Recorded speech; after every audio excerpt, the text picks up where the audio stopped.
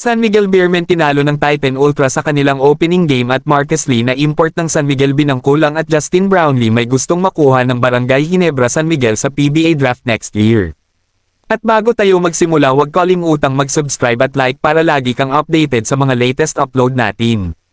Salamat! San Miguel Beermen natalo sa kanilang opening game laban sa Titan Ultra sa Commissioner's Cup ng PBA. Naging pangit ang simula ng San Miguel Beermen upang maging dahilan para maaga itong matambakan ng Titan Ultra para makuha ang kanilang unang talo sa kauna-unahang laro nila ngayong Commissioner's Cup. Hindi rin naging maganda ang performance ng San Miguel Beermen import na si Marcus Lee sa opening game nila dahil nagtala lamang ito ng 4 points at binangko na sa 4th quarter ng laro. Kitang-kita ang adjustment pa ang import ng San Miguel dahil hindi pa talaga nito gamay ang laro sa PBA, kaya masasabi natin na baka bumawi ito sa susunod na laro nila dahil alam naman natin na gigil talaga ito maglaro dahil sa pagkabangko nito sa laban nila sa Titan Ultra. At kung kayo ang tatanungin mga ka-Lloyd Sports Zone, dapat na bang humanap na kaagad ng San Miguel Beermen ng pamalit sa kanilang import o dapat bang tingnan muna nila sa susunod na game? Comment na.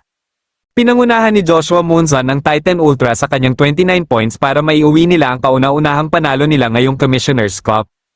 Lipat naman tayo sa kabilang balita. Justin Brownlee may gusto nga bang naging kakampi na makuha ang Barangay Ginebra San Miguel sa PBA Rookie Draft next year? Sino kaya ito? Sa isang panayam kay Justin Brownlee, tinanong ito ng isang reporter at sinabi dito na maaaring makuha ng Barangay Ginebra San Miguel ang posibleng number 1 pick next season at sinabi na pwedeng makuha dito ay si Dwight Ramos. At ayon naman kay Brownlee, okay na okay daw sa kanya na si Dwight Ramos ang makuha ng Ginebra sa susunod na draft dahil isa itong magaling na player at maraming fans talaga ang player na ito. Nagbiro pa ang Ginebra import na si Mr. Pogi nga daw si Dwight Ramos.